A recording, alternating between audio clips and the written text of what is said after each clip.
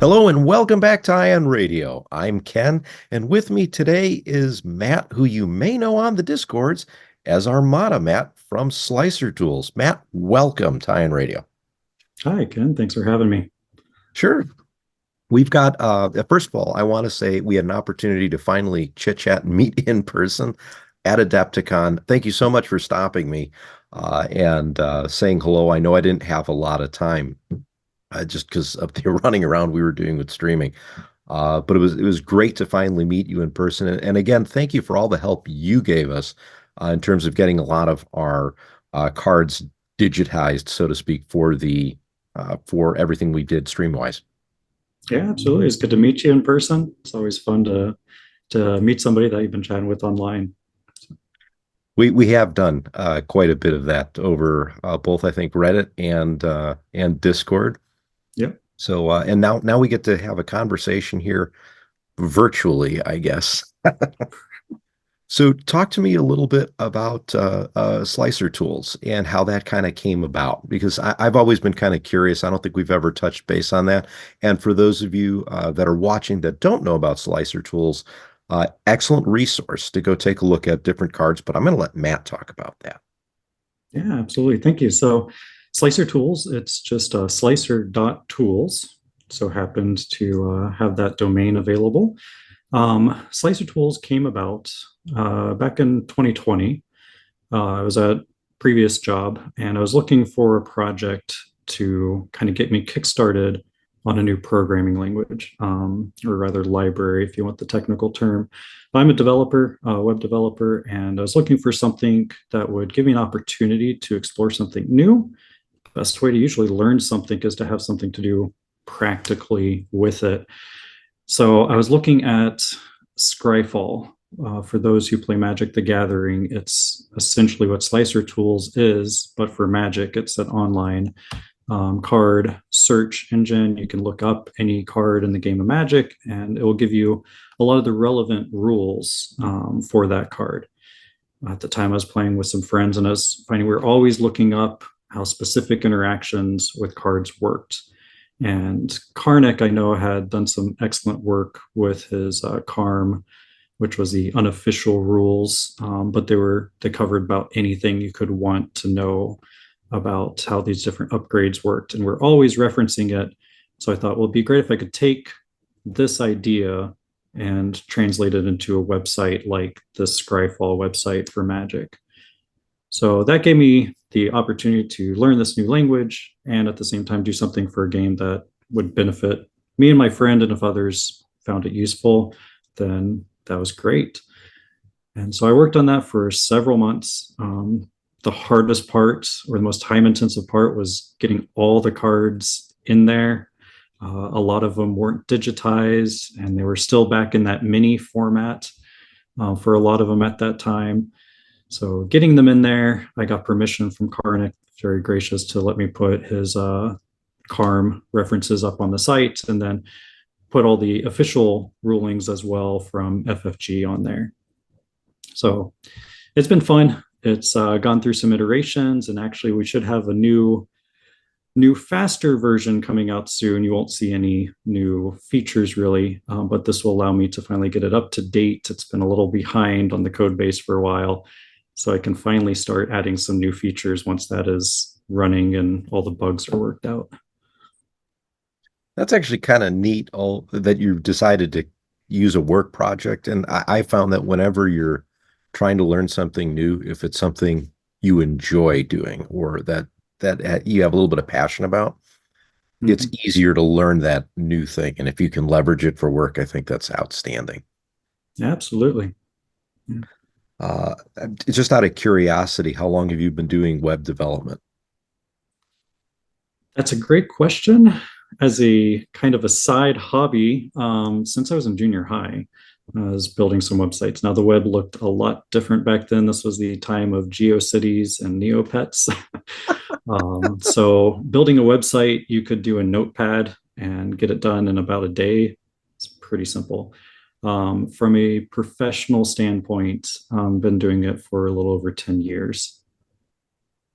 That's a lot of fun. That's it's a field where there's a lot more to think about than just getting a couple pictures up on a site. You've got everything that runs on the back end to user experience that you're probably always contemplating how best to work with. Absolutely. And as this interesting give and take in that every year things get easier to develop and at the same time more complicated. So web development, a lot of fun. Clearly, this has been working for you in terms of Slicer.Tools. So what about Armada in general? Because clearly you had to have been playing Armada for some period of time prior to developing a website. Why don't you talk to me a little bit about when you started and kind of how your Armada journey has come about and kind of led you to that point where you decided you needed that card repository to look interactions up? Yeah. So, I mean, like many people, probably everybody in Armada started very casual getting in. Um, the story is interesting on how I even got the first core set. So you can see behind me, I've got some Legos on display. Big fan of Legos, always have been. And these Winter Village sets come out that Lego puts out every year. It's your kind of traditional, porcelain Winter Village that you have your grandma's got set up at her house, except these are built out of Legos. So they come out with these every year. I've been collecting them for several times, and my birthday's in December, so my wife would typically get me whatever the new set was for my birthday. Well, one year they re-released the very original Winter Village set that they had. And so my wife was kind of left with, well, what do I get him now? Because he's already got this one. So we were at Barnes and Noble. I don't even remember this, but she does. Been looking at their kind of toy section, that they always have. And they had Armada on display and apparently picked it up and said, this looks interesting or something to that effect. And she took note. And so that was my birthday present for that year as the core set. And it was right before we had our first child. So I think it kind of sat in the box for a while, if I remember correctly. But after things kind of settled down with the baby, had a friend over, we cracked it open. We spent an hour putting everything together. Then we spent an hour reading the rules because this was my first tabletop game, tabletop miniatures game. And from that point on, it was really just kitchen table, playing with friends. For the most part, none of them had Armada. They'd usually come over and we would just play with whatever ships we could get from my collection. I very distinctly remember one time I had just the core set at this point, and I think one of the squad packs. I remember telling my wife, I think I just want to get one more ship for each faction. And I think I'm done. I think that'll be enough. Yeah. So that didn't stay like that. Flash forward, to now I've got every expansion and multiples of. But it wasn't until about 2021, after the lockdown period, that I got out to my first store tournament. That time I had the FFG forums, and one of the active members on there was down south of me in south of Tucson, actually in Sierra Vista. And he and I were messaging online, and he said he was running this store event, would love for me to come down. I said, sure, I'll come make the drive down there. It was a blast. I think I won one of the 3 games, but didn't care. My goal was to win one, and I met that goal. And after that, going to the store here was not quite so scary. So at this point, I've still put myself in not uber competitive, but definitely have gotten that itch. Like I said, we met at Worlds, had won a store championship ticket to get there, and just really enjoy all aspects of the game. I enjoy teaching new players, enjoy playing experienced players, and the whole spectrum in between. So you said that a couple things that I want to touch on. First of all, you mentioned that you picked it up at Barnes and Noble, and if I had a nickel for the number of people that said they saw the core box at Barnes and Noble and that was their Mm-hmm. introduction into it, And that seems to be where a lot of the kitchen table players come from because they don't always walk into a game store. But then all of a sudden, I need more ships. Then Yeah. they make that interesting trip into their friendly local game store. And I'm guessing one more ship per faction, like you initially thought, is just not what you actually have. Oh, for sure. And you said that that made you after that first tournament that you wound up going to, that got you into playing more, I guess, locally. Have you been able to kind of get a good community locally as opposed to having to make a drive to play Armada? You know, it's waxed and waned. I Mhm. think after all the store championships, because our store ran two store championships, maximum number, right? And Tucson had one as well. For those, don't think I mentioned, I'm in the Phoenix area. Um, they were great. We had pretty good turnout for each, which I'd say good turnout was we met our 16 minimum for each one. Um, I think a lot of people kind of got a little burned out on that rush because they got delayed. I know initially AMG had planned for them to come out much sooner than they end up coming out. We had to cluster those store championships right around the holiday season. And so we're trying to get people to come back out. I know people have been busy, and you've got, of course, end of school year, and people are, taking care of their kids and all that stuff. But our numbers have dipped a little low, but I'm optimistic that we can kind of get people, encourage them to come out on a weeknight or a monthly store tournament again. Well, I think once the summer vacations kind of are done and over with, you'll start seeing the different players come back to the stores, every once in a while and get into the regular swing of things. And it's fun to be able to do that and kind of enlarge your group of friends that you have, especially around some of these great games like Star Wars Armada. Right. Oh, I was just gonna say, I think also there are players that just they come maybe we've got usually our Thursday nights, Thursday night casual nights. And I hear a lot of people that have a little bit of, I guess, fear of going to a tournament. I think maybe it's going to be a little more stressful of an experience than it tends up being. Usually just try and encourage people to look at it as like it's just a day to come out, play Armada. You get 3 rounds of playing a game you like. If you win or lose, you're going to have fun. Everyone there is pretty laid back. We're just there to have a good time. So hopefully, I could just encourage those people to give it a try, and I think they might be pleasantly surprised. Yeah, I mean it's you for me, it's always been a great experience to go hit the store tournaments. You meet a whole bunch of new people. And like you said, it's basically you're playing 3 games of Armada. And hey, if you do well, maybe you get some nifty little prizes out of it. Yeah, So you mentioned that this was your first kind of tabletop miniature game that you picked up. right. And the only other game I've picked up since then is X-Wing. I've got one friend that's really into X-Wing.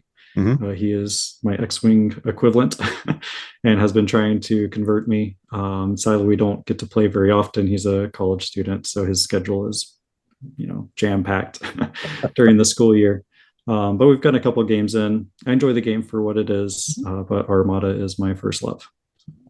So I kind of did the exact opposite journey. I started with X-Wing when the game first came out, played that competitively for a while, and then uh, it was before X-Wing came out with 2.0 on it, but Armada came out, looked really neat, and all I could think of was this is the game I wanted to play since I was 4 years old, and it kind of is. So here we go, playing Armada. So it's kind of fun to see X-Wing and Armada tends to have a similar draw of people, I would say.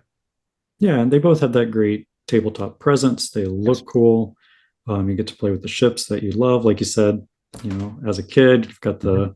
the micro machines or the Kenner action figures, and it's just getting to get those on the table. And now they have rules to go with them. Yeah. So it's a little bit more fun. Maybe. I don't know. My imagination can't go quite as wide, but I also was not going to be able to get a Star Destroyer that was 6 feet long when I was 4. Not that they had one, but that's what you wanted when you were 4. So, Exactly. so let's get into last year. You put out a survey. uh, talking about kind of the state of Armada. And you went into a variety of different things, everything from where you get consume your Armada content to how you play, etc. And you're going to release a new survey. Basically, it sounds like it's going to be akin to last year with maybe a few updated questions. So why don't you talk to us about that? And again, just for everyone watching, keep in mind this is going to be coming out soon. We're thinking end of May 31st-ish or so, running for about 2 weeks into middle of June. And this is 2024 in case you're watching this 10 years down the road. But uh, take a look at the survey and fill it out. So Matt, talk about it. Yeah, so the original inspiration for this survey, again, drawing from my career in web development, there are a couple of annual developer surveys that go out for web technologies like JavaScript. I think most people have heard of, or HTML. And so these surveys come out, and their whole intention behind them is to track the trends that are happening in the web development space. And so I thought it'd be kind of cool to do the same thing, but with Armada, put out a survey each year to track just general player trends. So basic demographics, who is playing from what parts of the world, what do they prefer, like what type of ships do they like, what type of commanders do they like, or what do they not like, as well as just some things of where do they play, how do they play. And so the whole intention of the survey is really to track those trends. And so, like you said, this year's survey and future ones, I don't expect to change them much. That way we can get those trend lines of year to year going. I'll make a few tweaks as needed as we go along. And this year do intend to introduce just a couple of new questions to it. But for those who answered it last year and are returning this year, as soon as you open it, it's going to look very familiar. If you filled it out last year, I'd greatly appreciate it if you filled it out again this year, even if your answers did not change at all, which I doubt they don't. I would just give us the baseline for comparison is really what we're going for. But last year we had a great response. To be honest, I wasn't sure how it'd go. If I remember correctly, we ran it from the middle of May to the beginning of June last year. And my goal was to get 50 responses. I was a little, I'd say pessimistic, but just giving myself some leeway there for being disappointed, maybe. But the response was great. We got just over 600 people that replied. And I think it was almost 30 countries, if I remember correct. People from 30 different countries that replied to it. It was great. Really appreciate, again, everybody that took the time to fill it out. There were just some very interesting things that came out of it. But to me, the biggest thing was really the player base. I know back from, again, the days when I was playing Magic the Gathering, there was one of the developers there, Mark Rosewater, that had his own podcast. And on there, he would often talk about from the data that Wizards of the Coast, the company that runs Magic, had. There was this really core competitive group of players that would travel to the big regional events. So would try to get in the World Tour. I think his World Tour was the name of their kind of worlds group. And these players that would be going out week after week to go play Magic or again to travel. And he said, that's not the core player base. Those are the people you see, and those are especially the people that you see that are real active online.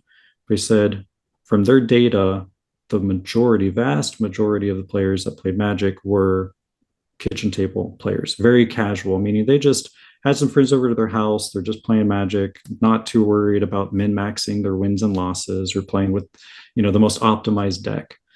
And I think we have the same thing for Armada. It's very hard to know for sure because most of the people I think that you see online, the majority of them, I think, are going to be more towards that competitive spectrum. Not all, for sure, not all. But the maybe more active ones online. But I think that is a small subsection of the huge player base that is probably more casual and just enjoying the game with their friends coming over. Perhaps like I was, got one guy that's got a collection, and hey guys, I've already bought it. You don't have to buy anything. Just come over. We'll have some fun. I think the survey really brought that out from last year. And I think these numbers are probably underrepresentative because, again, survey was just posted on Armada Discord and Reddit and the Ion Radio channel. Um, but I think there are probably more casual players that didn't even hear about the survey, didn't even fill it out. And so we don't really know how big that number is. But even from the numbers we have, I think is 37%. I've got actually my notes here.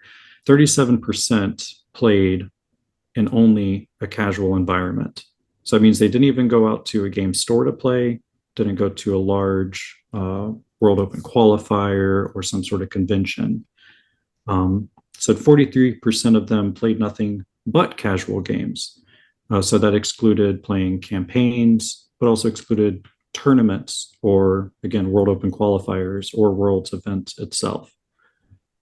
And almost half of them, half the respondents total, said that they played games that weren't even the standard 400% or 400 point format. So your other like task force or sector fleet or some other format, which again is the atypical competitive. And so I think we've got this great group of people that are just enjoying the game, that maybe we're not seeing online as much, but are still having fun with the game just as much as the competitive players are. I know that from some of the data we have on the channel, that we get a lot of people that subscribe to the channel or just make a comment on one of our YouTube videos, specifically saying, hey, I've been playing this game for a while, was looking it up online, saw you guys, this is great, keep doing what you're doing. We get probably a good amount. I'd say more than half of the people that watch our stuff are casual players that don't fall into that competitive, going to try and become the world champion of the Armada community and play at Adepticon. And there's a lot of people, even locally, are. I think I'm fortunate that the Chicagoland area, we have about 120 somewhat active Armada players, which is kind of a lot when you think about it. But when I say Chicagoland area, that also reaches up to Milwaukee and into the Northwest Indiana portion. So it's a fairly large area. But a lot of them will come out to the store, they'll play a few games, and not all of them want to come out and do tournament play. So of that roughly 120, about 40, 45 love the store tournaments because they want to do more and play more and get the nifty cards and everything else. And the rest of them are like, hey, I want to come play one or two games and then I'm going to be on my way. So it's an interesting mishmash of of different players, just even locally. So I would imagine that when you start going beyond just the local meta, and in your case, you already mentioned, it was pretty much only Discord and Reddit and a couple other outlets that got it out. If you're not paying attention to those, you're not going to think about answering the survey. So I don't know what that percentage would be, but I'm going to assume it's probably a fairly large percentage of Armada players.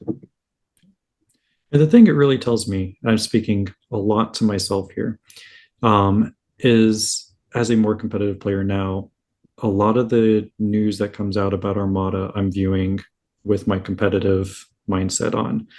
And need to remember things like the grand tournaments that were announced recently. Maybe the change that they did initially, at least as we were looking at it, to the organized play system, especially the invitation system for Worlds. Whether I agree with it or not, or whether I think it's a good change or not, there's this larger player base that Atomic Mass Games is trying to reach, or hopefully reach.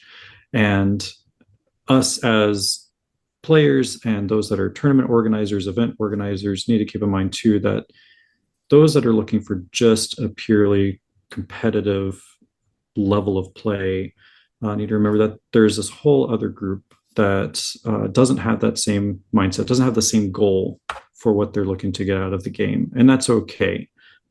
we have these two different groups, and they can both enjoy the same game in different formats. No, I would agree. And it's fun when you get the two groups together. I like how I know occasionally we have a uh, very casual player that will come in with a list that is nothing you would bring to a tournament, but has a really neat way of functioning, or they found kind of a crazy combination that for them works.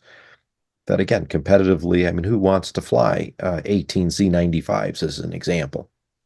But I will Uh, say it's always great to play newer players, especially for practice if you're out there doing a competitive practice, because they will surprise you mhm. with the decisions they make. And sometimes it really keeps you on your toes about a choice they make where you're looking at like, oh, I think they're going to move their ship here, or they're going to attack here because that's obviously the right choice to make. And then they'll do some completely different than what you expect and throw off your whole plan for the game. And it's nice to have that variety. I think the other thing that's nice when you're playing, especially for your seasoned players, when you're playing new players to the game that, again, mostly casually involved in Armada, they're going to come up with a question that it helps you know the rules for not only your stuff, but their stuff in terms of the cards on the table, the upgrades being used, but the rules in general for the game. And you get better at it. Because if you're playing a seasoned player, the only time a rule question comes up is when there's a potential, I can do this, right? Or there's two interpretations of a particular rule set that you think one way and they think another. And then all of a sudden, rule books and Slicer.Tools and the Carm and the forums get checked for what's the right Yeah. answer. And then eventually we do figure out what that is. And then it gets Yeah. posted on Slicer.Tools. Sure hope it does. So, Matt, based on the survey that you already released last year, looking ahead to this year's survey, what kind of changes do you think you might make either to the format or some new questions that you're thinking of populating in the new survey? Yeah. So again, not going to be any big changes. The intent is to track over time the trends that are going on. But one of the key things that I got from last year is one of the major critiques, and it was valid, was some of the questions that were phrased, what is your most favorite or least favorite X? So most favorite commander to play or least favorite commander to play. I think the wording of the question was a little obscure. And I apologize for that. It's one of those things that I read over the questions and the contents of the survey probably 50 times before I published it, sent it to a couple of close friends to look at. None of us questioned it. And then I think is just the next day after I posted, people like, oh, I think it means this. I think it means this. I'm like, oh no. So I'm rephrasing that to tweak it to make the intent a little more clear that it is what is your most favorite commander to play with or least favorite to play with versus the confusion with some people thinking, oh, what commanders do I not like playing against or what ships do I not like playing against? So that will be clarified. Same questions as before. When last year's survey came out, it was shortly after Rapid Reinforcements 2 was dropped. And I had already prepared the survey without knowing that that was even coming out. And again, like I said, I had proofed it, I had worked on it for months. And after Rapid Reinforcements 2 came out, I don't know why, but it never crossed my mind to add Commander Anakin or Draven to the list of commanders. I think it was serendipitous in that there is so much, there's so many questions about how those cards worked at the time that I don't think anyone had a real good, honest answer to how much they liked or did not like those commanders. That became very clear several months after, especially with Anakin. Mm-hmm. But at the time, they were not included on last year's survey. So those will be added to this year's survey. Of course, now we're looking at the revised editions. So I don't expect Anakin to be quite in the places I would have expected him to be if we had asked this question 8 months ago. As far as new questions, I do plan to add two. Would like to add what are some common fleet archetypes that people play.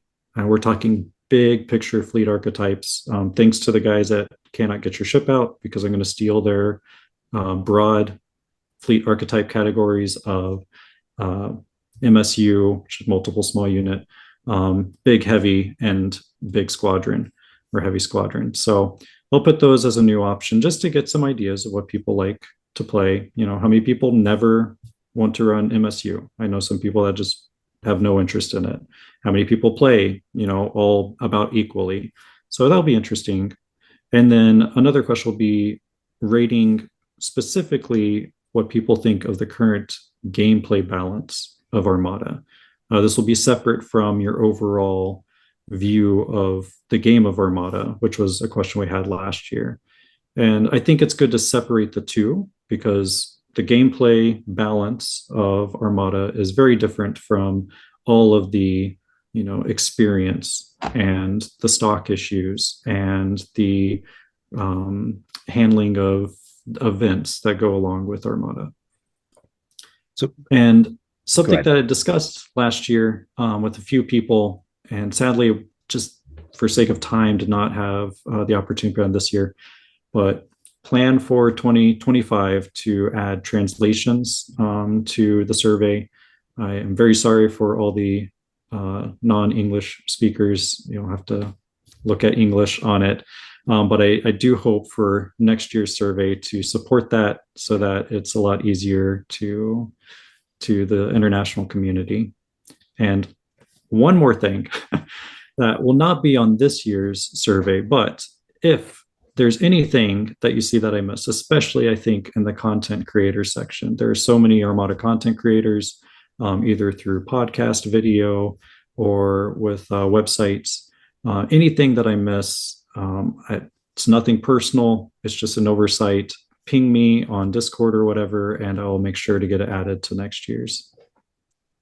So having said that, being able to ping you and update missing cards on the website or missing content creators on your survey so they can be included for the 2025 survey, how can folks get a hold of you? Yeah, so I'm on the all the Armada Discords. I'm on the Star Wars Armada Discord server, the Armada Hub, and the Ion Radio server. So I'm at Armada Matt on each one of those. I'm also on Reddit. It's Matt the Gathering, my old handle there. So you can reach out to me on either one of those channels. And if you're ever in the Phoenix area, feel free to hit me up. Would love to meet you. Usually play at Gamers Guild in Tempe. And yeah, if you're looking for a website to easily view card rulings and the intricacies of that, it's just Slicer.Tools. So before we go, you mentioned one thing about your new survey that I didn't think to ask, and I'm going to ask you now. Because you said you're adding fleet archetypes to your survey in terms of what people play. What do you prefer to play, Matt? I think I would say MSU, Rebel MSU to be specific, although it has been sitting on the shelf for several months now as I've been trying different things. But I like to go back to those small ships. I enjoy running them speed 3 and 4. Um, I think the fleet is great.